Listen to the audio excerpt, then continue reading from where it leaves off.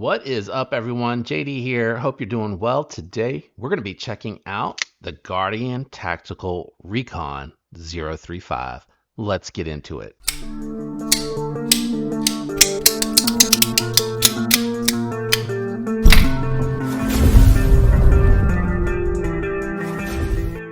Shout out to Jay Dizzle for letting me check out his Guardian Tactical Recon. He sent this back with a couple of knives that I sent out to him to be modded, which I'm getting ready to do some updates on here in just a moment.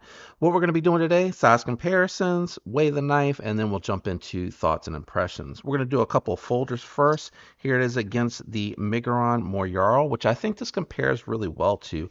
Both of these coming in that medium realm that I like so much. It's a great size for EDC. Here it is against this Avivi Ball Tusk, which is going to be not much larger. You got a little bit more blade length, but handle length is very comparable. I didn't really realize how close these two are in handle length until I put them both on the table here. So let's go ahead and move the Ball Tusk out of the way, and then we'll bring out the Spyderco Shaman, which is going to be, well, let's line up the handles. So like a skosh longer on the handle and a skosh longer on the blade. Not much there at all. And then we'll bring out its little comparison partner, the Para 3, which is going to be, and this is on the small size of medium. I'm trying to line the handles up. A little bit short on the handle and definitely shorter on the blade length. And then just a couple of other comparisons in case you don't have any of these knives. Maybe these other two maybe help a little bit more. Here is against the Riot XO-M, which is going to be very comparable handle-wise, and then just a little bit shorter on the blade length. And actually, it may be a skosh shorter on the handle length. And then here it is against the Taccom Chimera, which is going to be longer on the handle and shorter on the blade length if I have those lined up well. So just wanted to do some comparisons to those. Generally, OTFs are thicker because of how their internals work. So let's do against the XO-M. If you don't look at the inlays, they're about the same. If you add the inlays, I would say the XO-M just a skosh thicker. The Chimera is pretty comparable to Microtex as far as thickness, and they're pretty comparable. And just in case you wondered, against the Shaman here, which is going to be pretty much the same as the Ball Tusk, I think. It's pretty comparable. Sorry, the lighting makes it a little bit hard to tell if I'm lining those up well. The chamfers make the Ball Tusk look like it's thinner, but if you go past the chamfering there, they're pretty comparable. So I don't know if that helps anyone out there with how it'll feel in hand, how it'll carry in pocket, but that is why I like to do those profile comparisons. And then the weight on this, it feels pretty light for an OTF. Yeah, under 4 ounces, medium OTF. I like it. Great weight, very carryable, or pocketable. Yeah, pocketable. I don't know what, is carryable a word? Probably not. Probably not. Let's jump into it. So I'm going to jump into it with the ergos. First thing I'd like to point out on the 035, I love that it has a little tiny spot for a lanyard and no glass breaker. For EDC, I don't need the glass breaker. The glass breaker to me is more of a tactical feature, and I really appreciate that this just has the lanyard hole. I think it cleans it up. And it makes it look a little bit better to me personally, in my opinion.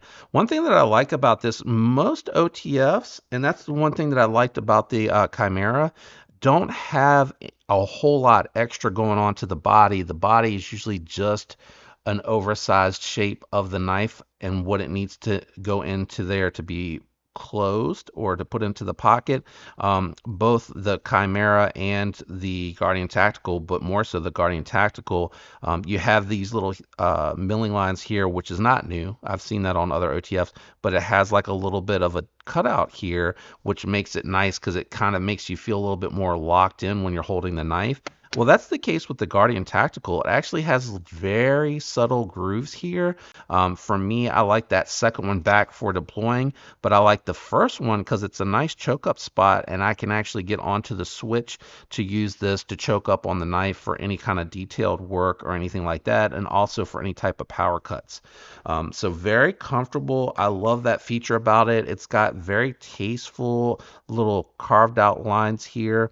Don't really do much for me as far as grip. I'm not feeling them either way in either hand. Like I can tell they're there, but I don't think it does anything for the grip. So I think for me, it feels like it's purely aesthetic.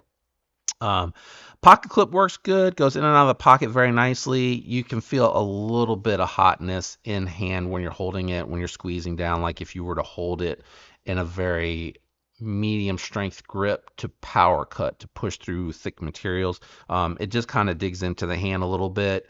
So that is like the only spot that I have found with this one that's a little uncomfortable, but not awful. I love the switch on this. Look how that switch is designed. So most switches, like on Microtex, this feels very Microtex-esque. And the Counter-Strike from Hogue is like that as well. It has the ramp on both sides. This feels like it's very well designed because it has a nice landing spot here for you to ramp up on and grip onto, and it has nice tall jimping that's not overly aggressive, making it very easy to grab a hold of. And then it gives a little extra ramp but keeps it low profile to the body for you to be able to push out with. So I really like the switch on the Guardian Tacticals. It's very nice.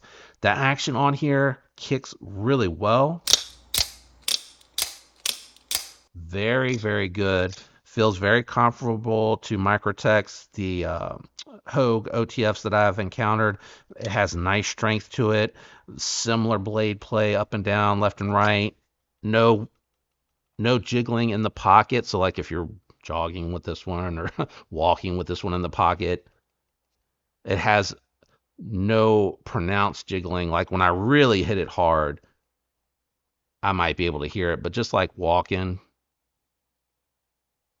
and even jogging, running with it, not hearing any jiggling, if that matters to anyone. It looks like they have a piece of steel, and I can't get the magnet down there to really tell, and I don't know if I'd be able to tell, because the blade is right behind the aluminum, but it looks like it rides on a piece of steel, which makes me wonder if that would make it a little bit more durable than just riding on. Oh, no, that might be steel too. It just might be coated steel in there. So it has the shiny steel instead of the coated, but now that I've had the Chimera for a month, I think the coating's starting to wear away. That or it's oil. Hang on. Could be because it's bigger. Nah.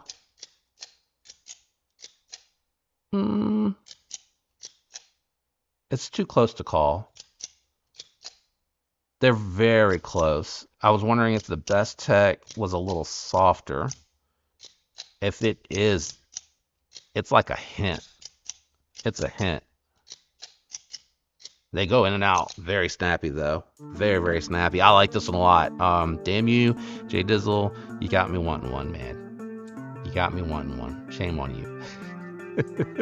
This is cool. This is really cool. I think he has sharpened this one. I think he said he put his own edge on it. It does kind of look like it might have been on a guided system. It looks like it hit right there a little bit. I do that sometimes with mine as well. Go over just a hint too far by hand. But it has a really beautiful edge on it. Flat grind with a hollow ground tip. Yeah. You can see where it kind of ramps up. Hollow ground tip, so very pointy out on the tip. But nice tall flat grind. And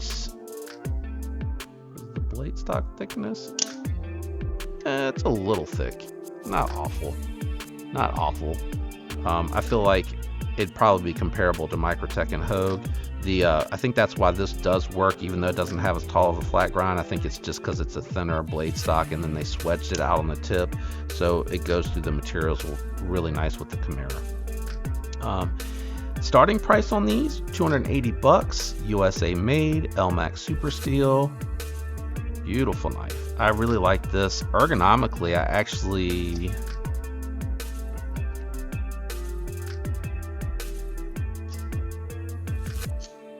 trying to decide here on camera. Well, I really don't need to open that.